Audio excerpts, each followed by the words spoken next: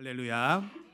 네, 블레싱 가든 두 번째 시간으로 가정 하나님의 교회라는 제목으로 디모데전서 말씀을 함께 나눌 때에 여러분들의 가정이 하나님의 교회 되어서 그 교회에 부어 주시는 아름다운 축복을 경험하시는 믿음의 가정들 되시길 간절히 축복합니다. 여러분들은 혹시 좋아하시는 극 작가나 문학 작가들, 영화 감독들, 작곡가들이 있으십니까? 저는 군대에 있을 때 정말 인생에서 더 없을 수많은 책들을 그 군대 안에서 다 읽었다라고 여길 수 있는데요. 정말 그 안에서 재미있게 본 책 중에 하나가 베르나르 베르베르라는 작가가 쓴 소설들이었습니다. 개미, 나무, 뇌 이런 책들을 정말로 재미있게 읽었었고요. 영화 감독으로는 여러분들이 누구를 떠오르십니까? 저는 이제 영화 감독하면 딱 떠오르는 감독이 이제 박찬욱 감독이 생각이 납니다. 저 어렸을 때 이제 공동경비구역 JSA 이런 영화들 아직도 이제 기억에 남고 정말 충격적으로 다가왔던 영화 중에 하나가 이제 올드보이였고 등등등 참 많은 다양한 작품들을 그 감독이 이제 만들고 상도 많이 받았습니다. 우리들이 어떤 드라마나 영화, 책, 그림들, 노래들을 접할 때에 먼저 확인하는 것은 무엇인가요? 바로 그 작품을 누가 만들었는지에 대한 관심입니다. 그래서 잘 알려진 유명한 작가들의 작품들이라면 저희들이 크게 걱정하지 않고 쉽게 지갑을 열어서 구매를 하고 소비를 하게 됩니다. 믿고 보는 작가, 믿고 보는 감독, 믿고 듣는 작곡가라며 치켜 세우면서 그들의 작품을 기다리는 분들도 참 많죠. 그렇게 그 창작자가 그 작품을 이제 그려낼 때에 그 창작자의 창의성, 그 이야기를 풀어내는 방식들, 스토리텔링, 하나의 작품이 단지 그 작품 속에서 이야기로만 끝나는 것이 아니라 그 작품을 통해서 그 창작자가 무엇을 이야기하고 싶은가, 어떤 의미를 담아내고 있는가, 그것을 우리들이 알 때에는 우리들은 카타르시스라는 것을 느낄 때도 있습니다. 그래서 어떤 작품들을 이해할 때에는 이 작품을 만든 그 창작자가 누구인지에 대한 이해가 굉장히 중요하게 작용합니다. 그 사람의 성향, 사상, 삶의 배경이 어떠하였는지, 그 사람이 속한 문화가 어떤지, 그 시대는 어떠하였는지, 그 창작자의 마음들을 그가 만든 작품의 세계 안에서 우리는 느끼고 경험하고 공감할 수 있지요. 그것을 잘 발휘한다라면 그 창작자는 굉장히 인정받고 사랑받는 창작가가 될 것입니다. 사랑하는 여러분, 우리 하나님은 세상을 지으신 분이십니다. 그래서 이 하나님이 지으신 세상이라는 작품 안에는 하나님의 성품, 하나님의 마음, 그 하나님의 뜻이 고스란히 담겨 있는 것이지요. 그렇게 하나님이 지으신 만물들 중에서 하나님이 심혈을 기울여서 다른 그 어떤 창조물보다도 더 심혈을 기울이시며 만든 것이 바로 사람이란 존재입니다. 특별히 사람은 하나님의 무엇을 담도록 지어졌죠? 형상을 담도록 지어졌습니다. 다른 창조물들과는 다르게 사람은 하나님의 형상을 담도록 지어졌다는 겁니다. 그러니까 저와 여러분들이 서로가 서로를 바라볼 때에 어떤 게 보여야 되는 거예요? 우리 안에 담겨있는 하나님의 형상이 보이는 것이고, 우리를 지으신 하나님의 성품이 보이는 것이고, 그분의 마음을 우리가 서로를 바라볼 때 경험할 수 있다는 겁니다. 한번 옆에 서로를 한번 보시겠어요? 정말 그 하나님의 마음이 느껴지십니까? 그 하나님의 성품이 경험되십니까? 네. 우리의 존재 자체가 그러므로 무엇을 증거하는 것이냐? 우리의 존재 자체가요, 하나님이 선하시다라는 증거라는 사실입니다. 우리의 존재 자체가 바로 하나님의 사랑의 결정체라는 그 증거가 된다는 사실입니다. 특별히 하나님이 모든 만물 세계를 만드셨지만 그 가운데에 특별한 하나님의 의도가 담긴, 계획과 목적이 담긴, 그것을 통해서 하나님 당신의 형상을 나타내 보여주시고, 그것을 통해 당신이 다스리시는, 통치하시는 하나님 나라의 형상을 담도록 창조하신 창조물이 있는데, 그것이 무엇이냐? 바로 가정과 교회라는 사실입니다. 다시요, 하나님의 그 성품이 드러날 수 있도록 또한 특별히 창조된 창조물이 무엇이냐? 바로 가정과 교회라는 사실입니다. 가정은 하나님이 어떻게 지으셨나요? 하나님이 사람을 남자와 여자로 지으시고 그 둘이 한 몸을 이루도록 하셨죠. 그래서 하나님 중심의 공동체로 이 가정을 세우셨고, 그렇게 연합된 한 몸을 이루는 공동체로서, 그리고 그리스도의 그 사랑을 경험할 수 있는 사랑의 공동체로서 하나님이 이 가정을 세우셨다. 이걸 이제 저희들이 지난주에 함께 말씀을 살피며 나누었습니다. 교회는 그럼 어떻게 하나님이 지으셨나요? 창세기의 에덴 동산에서부터 시작하여서 구약의 성막과 성전, 그것이 신약의 예수 그리스도의 몸으로서, 그리고 이 땅에 세워진 당신의 몸된 교회에 이르기까지, 결국엔 교회를 지으신 하나님의 목적과 계획은 무엇이냐? 백성들 가운데, 하나님을 믿는 자녀들 가운데 하나님이 함께 하고자 하시는, 함께 거하고자 하시기 위한 하나님의 인재의 상징으로 교회를 지으셨다는 겁니다. 이렇게 하나님께서 우리를 위하여서, 아니 하나님 당신의 어떠한 창조의 목적과 계획에 맞추어서 가정과 교회를 세우셨는데, 이러한 가정과 교회가 굉장히 달라 보일 수 있잖아요. 가정, 교회.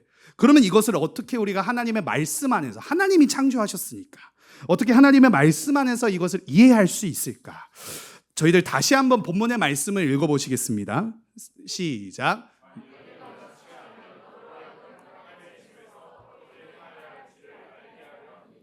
이 집은 살아계신 하나님의 교회요 진리의 기둥과 터니라. 아멘.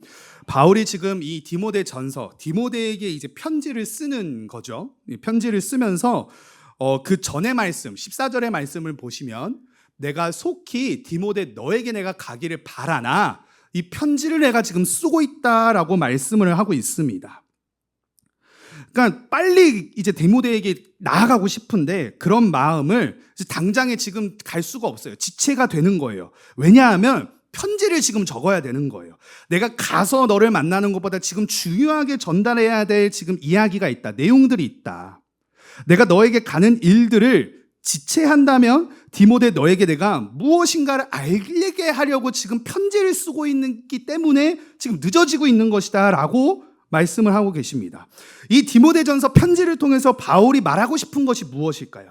디모데에게 알려주고 싶은 것이 무엇이었을까요? 다시 한번 본문의 말씀을 읽겠습니다. 시작. 만일 내가 지체하면 너로 하여금 하나님의 집에서 어떻게 행하여야 할지를 알게 하려 함이니 이 집은 살아계신 하나님의 교회요 진리의 기둥과 터니라. 아멘. 바울이 정말 디모데에게 달려가고 싶은 그 간절한 염원이 있었지만 지금 당장에 이제 편지를 써야 되는 거예요. 당장에 디모데에게 알게 하고 싶은 것이 있어서 이 편지를 지금 적는다라고 하는 거예요.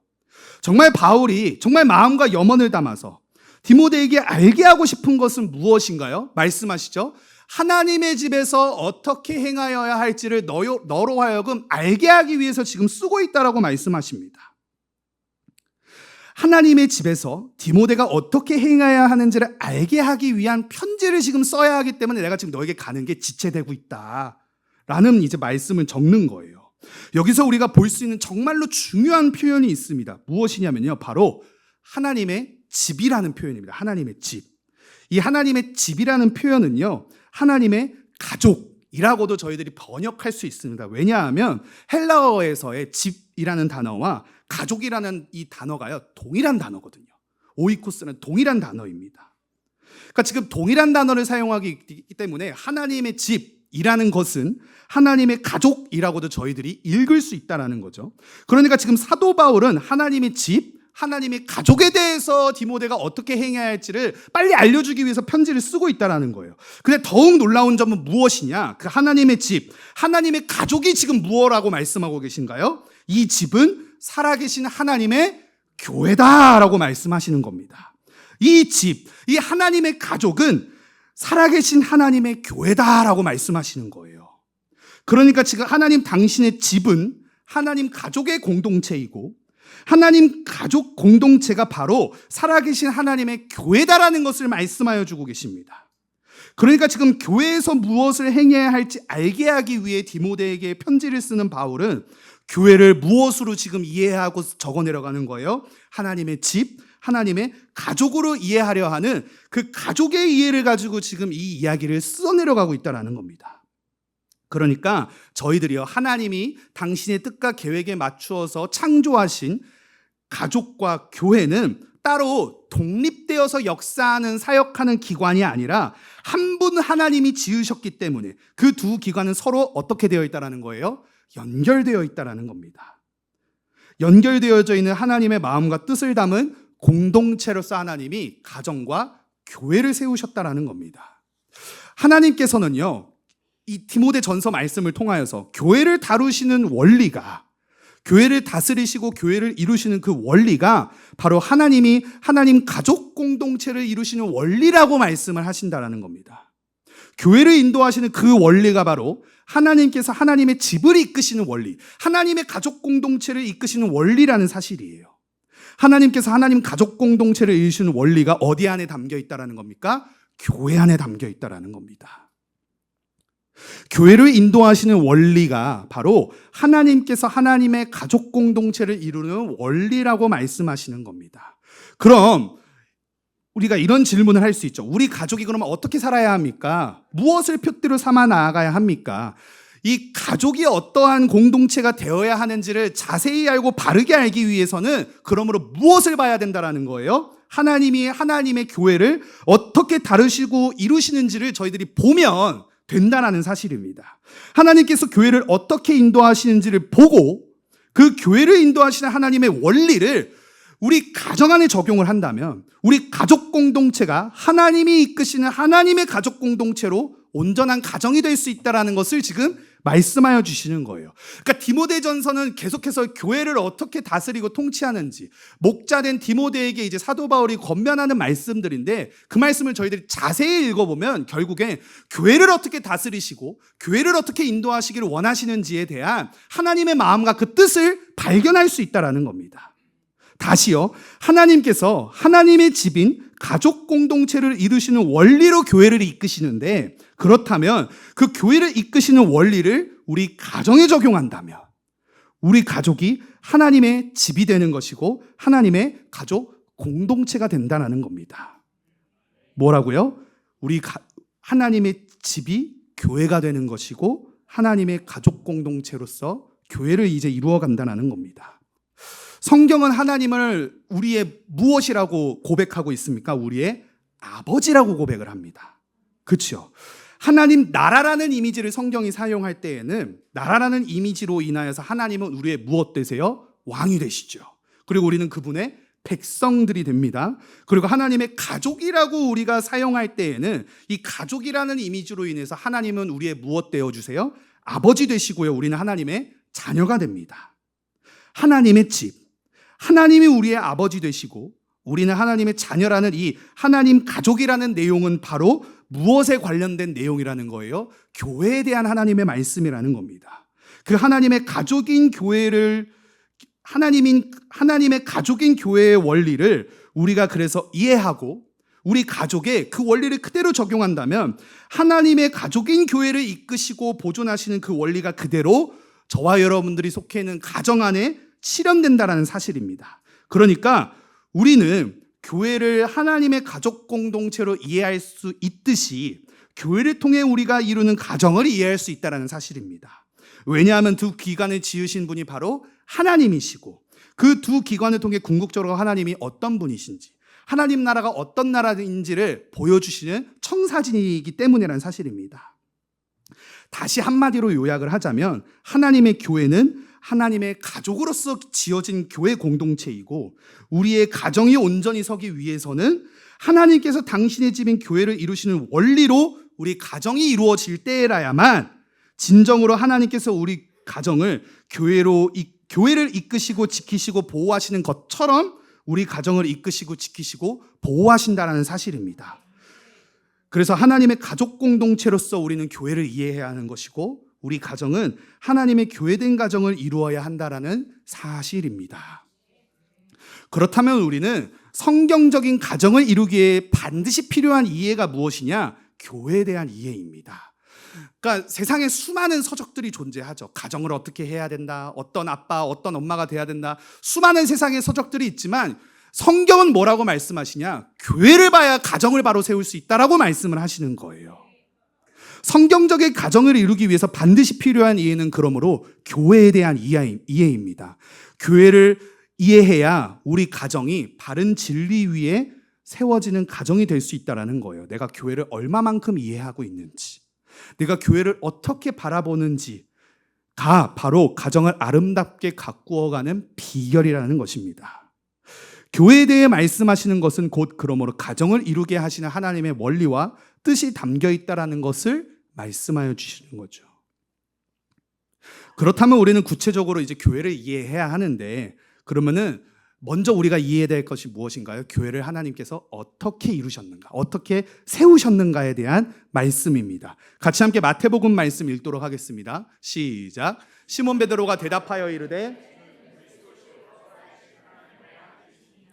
예수께서 대답하여 이르시되, 바요나 시몬아, 내가 복이 있도다. 이를 내게 알게 한 이는 혈육이 아니요 하늘에 계신 내 아버지시니라.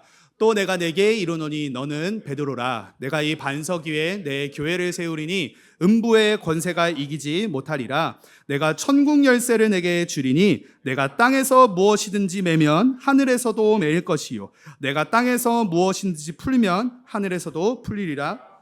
아멘. 지금 이 베드로와 예수님이 나누시는 대화 안에서도 어떤 이미지가 드러나나요?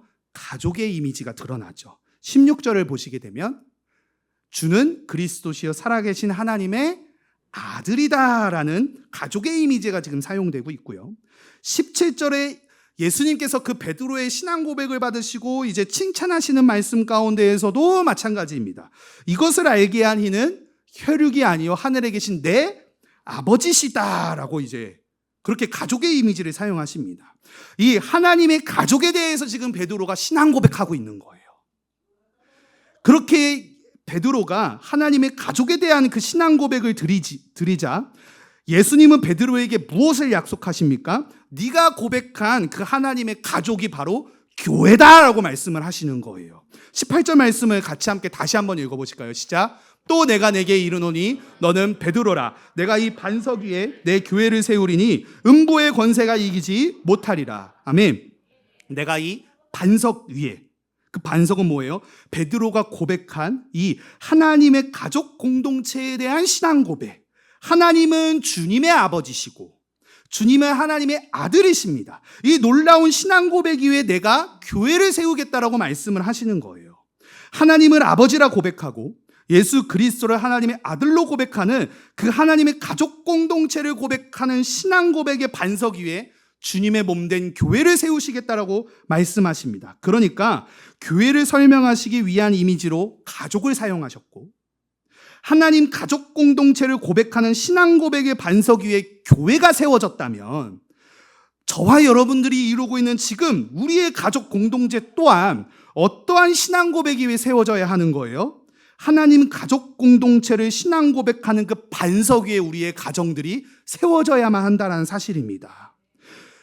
주님, 우리 가정의 진정한 아버지는 하나님이십니다. 우리 가족은 예수 그리스도가 하나님의 아들이심을, 우리를 구원한 구세주이심을, 그 하나님의 아들이심을 믿음으로 선포하며 고백하며 나아갑니다. 이 신앙 고백 반석 위에 우리 가정이 세워져야만 한다는 사실입니다. 그렇게 그 하나님의 가족 공동체를 신앙 고백하는 그 신앙 고백의 반석 위에 우리의 가정들이 세워질 때라야만 음부의 권세가 교회를 흔들지 못하듯 가정 또한 음부의 권세가 흔들지 못한다라는 사실입니다. 이러한 신앙 고백 위에 세워진 교회는 또한 하나님을 아버지라 고백하는 가족 공동체로 속하여지죠.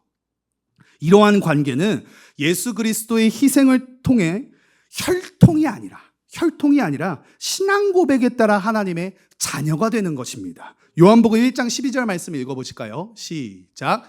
영접하는 자, 곧 그 이름을 믿는 자들에게는 하나님의 자녀가 되는 권세를 주셨으니. 혈통이 아니라 무엇으로 하나님 가족 공동체를 이루신다 말씀하시는 거예요? 영접하는 자. 신앙 고백을 하는 그 공동체에 하나님의 자녀가 되는 권세를 주셨다라고 말씀하시는 거예요.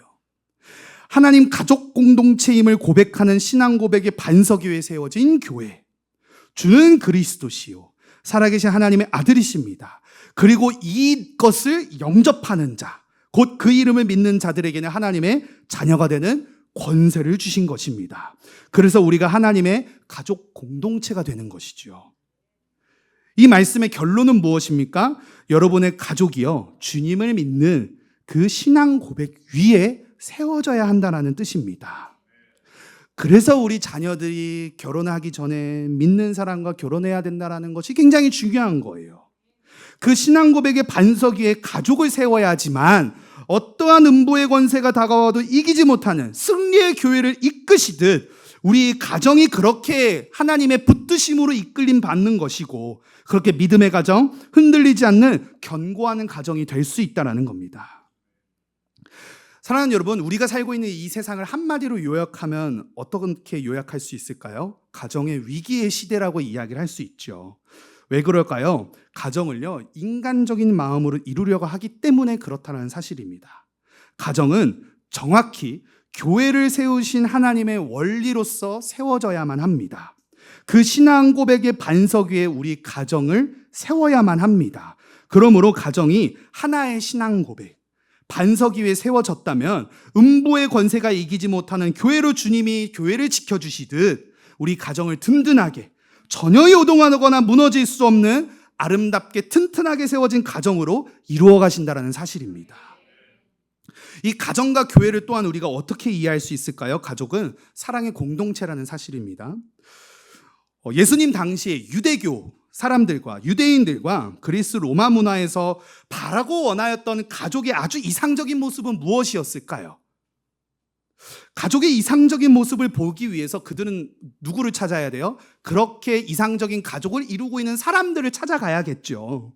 이상적인 가족을 이루는 사람들을 찾아야 하는 그러한 모습들 가운데서 이들이 그래서 이 가족, 저 가족을 이제 찾아가서 살피면서 정말 아름다운 이상적인 가족이 무엇인지를 이제 찾아 나가야 할 것인데, 그런데 정말 아이러니하게도 이 유대인들과 그리스 로마 문화에서 가장 이상적인 가정을 찾기 위해서 그들이 바라봤던 곳이 어디였냐? 신약 시대의 초대교회였다는 사실입니다. 초대교회에서 보여주는 모습이 바로 그들이 생각하고 정말로 너무나도 바라고 염원하였던 아주 이상적인 가족의 모습이었다는 사실이에요.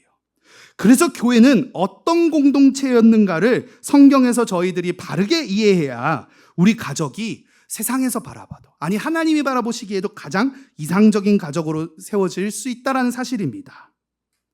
그렇다면 교회는 세상 가운데서 어떤 모습을 보여주었는가를 이제 저희들이 살펴봐야겠죠. 교회는 무엇으로 그 이상적인 가족의 모형을 보여주었는가? 어떤 교회의 모습이 그 당시 유대인들과 그리스 로마 사회 안에서 사람들이 바라봤을 때 가장 이상적인 가정의 모습으로 교회를 본을 삼았는가? 그것은 무엇이냐? 바로 교회 안에서 교회를 이루는 사랑이 바로 가족 공동체로서의 교회의 모습이었다는 사실입니다. 교회에서 보여지는 성도들과의 사랑의 관계, 그 사랑의 모습이 아주 이상적인 가정의 모습으로 그려졌다라는 거예요. 그렇다면 교회에서 보여지는 그 성도들 간의 사랑은 어떤 사랑인가요? 바로 그리스도의 사랑이죠. 그리스도의 사랑. 우리는 이것을 무엇이라 부릅니까? 복음이라고 부릅니다. 우리를 그리스도께서 사랑하셨습니다.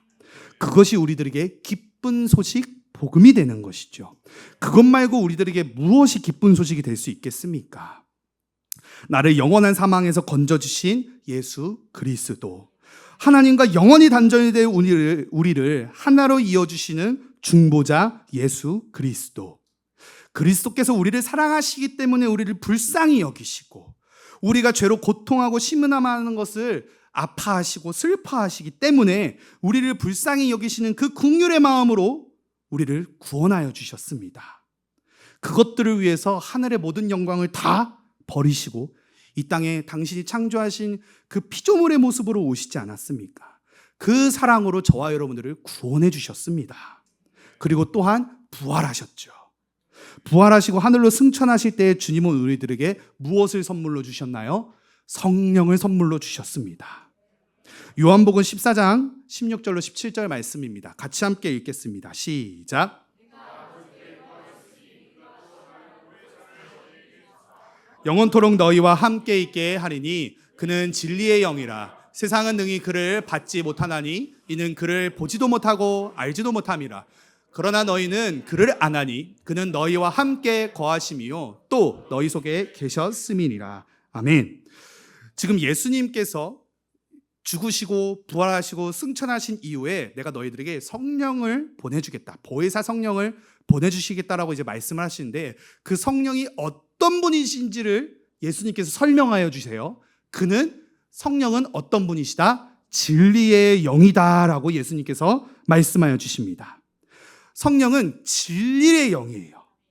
그러면 성령이 말씀하시는 그 진리가 무엇인지를 우리가 알아야겠죠. 그 진리는 무엇인가? 요한복음 14장 26절 말씀입니다. 시작. 보혜사 곧 아버지께서 내 이름으로 보내실 성령, 그가 너희에게 모든 것을 가르치고 내가 너희에게 말한 모든 것을 생각나게 하리라. 아멘. 진리의 영이신 성령이 예수님께서 제자들에게 말한 모든 것을 어떻게 하시겠다 말씀하세요? 생각나게 하시겠다라고 말씀하시고요. 예수님께서 제자들에게 가르치신 그 모든 것들로 성령 하나님께서도 가르치신다라고 말씀을 하십니다. 그러니까 진리의 영이신 성령 하나님께서요, 이제 새롭게 이제 예수님께서 승천하시고 오셨으니까 새로운 진리의 어떤 것을 우리를 가르치시는 진리의 영이 아니라는 말씀이신 거죠. 진리의 영으로서 성령 하나님께서 역사하시는 것은 어떠한 내용인 것이냐, 어떠한 진리의 내용을 담고 있는 것이냐, 그리스도께서 제자들에게 가르치셨던 그 가르침의 말씀, 그가 우리의 어린 양 되셨다라는 그 진리의 복음의 말씀을 성령 하나님도 진리의 영으로서 가르치신다라는 겁니다. 그 복음을 우리들에게 가르치시고 예수님의 말씀을 생각나고 떠오르게 한다. 그것이 진리의 영이신 성령 하나님께서 하시는 일들이라고 말씀을 하십니다. 요한복음 15장 26절 말씀 같이 함께 읽겠습니다. 시작. 곧 아버지로부터 나오시는 진리의 성령이 오실 때에 그가 나를 증언하실 것이요. 진리의 영이신 성령 하나님께서 어떤 진리를 선포하시느냐? 나를 증언한다라고 말씀하시는 거예요. 성령은 예수님을 증언하시는 분이십니다. 그 성령을 저와 여러분들에게 보내주신 거예요. 그리고 그 성령이 저와 여러분들 안에 거하신다라고 말씀을 하십니다. 성령님의 사역은 그러므로 그리스도와의 단절된 어떠한 새로운 사역이 아니라 그리스도께서 이 땅 가운데에서 행하신 그 사역의 연속을 성령 하나님께서 하신다라는 거죠. 따로 분리된 사역이 아니라는 겁니다. 성령님은 우리 안에서 그러므로 무엇을 생각나고 깨닫게 하시는 거예요? 그리스도의 사랑을 깨닫게 하시는 것이죠. 성령님께서 우리 안에서 그리스도의 사랑을 깨닫다. 그것을 우리는 무엇라 부를 수 있습니까? 믿음이라고 부를 수 있죠. 믿음. 그래서 성령의 열매 중에 제일 먼저 언급되는 것이 무엇인가요? 같이 함께 갈라디아서 말씀 읽겠습니다. 시작. 오직 성령의 열매는 오래 참, 자비와 양성과 충성과 온유와 절제니 이 같은 것을 금지할 법이 없느니라. 아멘.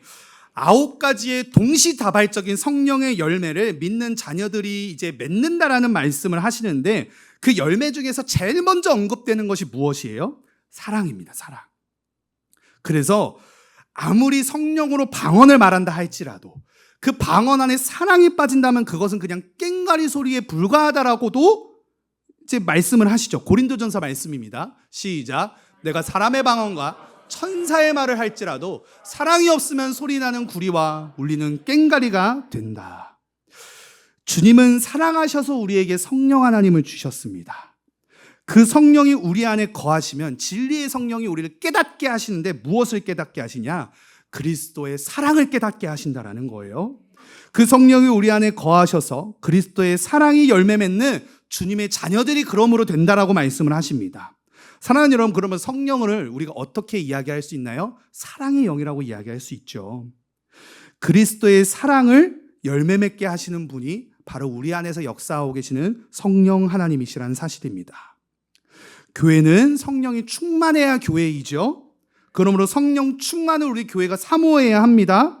그렇게 성령으로 충만한 가정이 그리스도의 사랑으로 함께 사랑하는 모습을 보이니까, 교회가 그러한 모습을 보이니까 유대인들과 그리스 로마 문화에 속한 사람들이 와, 저 교회가 우리가 바라고 꿈꾸는 가장 이상적인 가정의 모습이구나라는 것으로 표를 삼았다는 사실입니다. 그러므로 저희들이요, 교회가 그러한 성령의 사랑의 그 관계, 그리스도의 사랑의 관계로 하나가 된 교회라고 한다면, 우리의 가정 또한 교회로서의 가정이라고 한다면 동일하게 성령으로 충만해야 하는 것이고, 성령으로 충만하다면 사랑의 영이신 성령이 내 안에 역사하셔서 그 사랑의 열매를 맺게 하신다는 사실입니다. 인간적인 호감이나 상대방을 향한 이성적인 어떤 그러한 이제 감정으로 비롯된 사랑으로 만약에 공동체를 이루고 가정을 형성한다면 그 공동체와 가정은 굉장히 인간적인 공동체, 세속 가치관이 중심된 공동체가 될 수밖에 없습니다. 내가 사랑해서 내가 이 남자와 이 여자와 함께하기로 결정하고 내 마음에 합한 사람들하고만 관계 맺는, 그렇게 그 사랑이 또한 날마다 내 눈앞에서 확인되어져야만 하는, 그 사랑의 중심이 내가 되는 것이죠. 사랑하는 여러분, 가정의 출발이요, 인간적인 호감이나 상대방을 향한 이성적인 사랑의 감정으로 시작을 할 수는 있습니다. 그렇죠. 그게 연애의 감정이고 사랑의 감정이겠죠. 그렇게 가정이 시작될 수는 있어요. 그러나 가정을 유지하는 것은 가정을 시작하는 것과는 전혀 다른 문제이지 않습니까?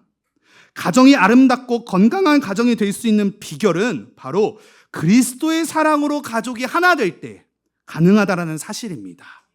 그 일은 성령 충만으로 이루어진다는 사실이고요. 그래서 성령으로 충만한 남자와 성령으로 충만한 여자가 부부를 이룰 때에 그리스도의 사랑으로 하나 되는 아름다운 가정을 이룰 수 있는 것이죠. 그리고 또한 비록 가정 안에서 나 혼자만, 나 한 사람만 하나님을 믿는다고 해도 내가 정말로 성령으로 충만하여서, 그 사랑의 영이신 성령으로 충만하여서 그리스도의 사랑을 내가 깨닫고 그 그리스도의 사랑을 믿지 않는 가족들에게 순종과 행함으로 보여줄 수 있다면 하나님이 그 가정을 어떻게 하시겠어요? 구원하시겠죠. 주 예수를 믿으라. 그리하면 너와 내 집이 구원을 받으리라. 그래서 내 안에 중요하게 점검해야 될 것이 이것입니다. 정말로 내 안에 그리스도의 사랑이 충만하게 있는가? 그러한 성령의 충만을 내가 지금 사모하며 사랑하며 나아가고 있는 것인가? 우리 가족이 지금 그 성령 충만을 사모하는 가정으로 나아가고 있는 것인가? 내가 무엇으로 충만하고 싶지? 지금 여러분들이 바라고 원하는 그 소원과 바람, 무엇을 이루고 싶으십니까? 무엇으로 채우고 싶으십니까? 사랑하는 여러분, 성령으로 채우시길 바랍니다. 사랑의 영이신 성령, 채워질 때에라야 그리스도의 사랑으로 하나 된 아름다운 가정을 이룰 수 있다는 사실입니다. 저희들이 가정과 교회를 또한 어떻게 이제 또 이해할 수 있는가? 세 번째입니다. 바로 가족 사랑의 모본이 교회 사랑이라는 것이죠.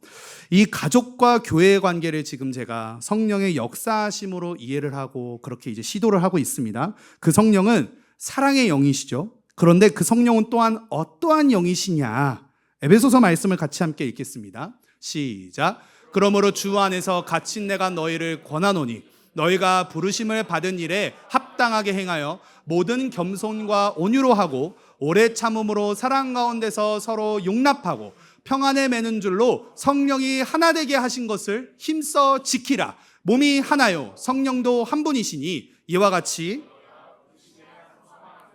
부르심을 받았느니라. 아멘. 지금 성령은 어떤 분이시라 지금 말씀하고 계시나요? 하나 되게 하시는 분이시다라고 말씀을 하십니다. 성령은 하나 되게 하시는 영이다. 사랑하는 여러분, 저와 여러분을 성령 하나님께서 그리스도의 진리를 깨닫게 하시기 위해 여러분들을 은혜마을 교회로 부르시고 인도하셨다라는 그 사실을 믿으십니까? 성령 하나님께서 우리를 은혜마을 교회로 이끄셨다는 사실을 믿으세요? 그 성령의 인도하심으로 우리 교회를 알게 하시고 그 진리의 말씀을 듣게 하심을 믿습니까? 그래서 저와 여러분들이요, 성령이 하시는 일들에 대한 바른 이해가 없다면 내 삶을 성령이 이끄신 대로, 하나님의 이끄신 대로 내가 살아가는 인생이 아니라 내가 중심이 되어 살아가는 나 중심의 인생으로 어떻게 되는 거예요? 변질이 되는 것이죠. 성령은 하나 되게 하시기 위해서 힘쓰시는 분이신데 나는 교회랑 상관없고 싶다. 이 말의 문구가 이게 성립이 되는 건가요? 아니라는 겁니다.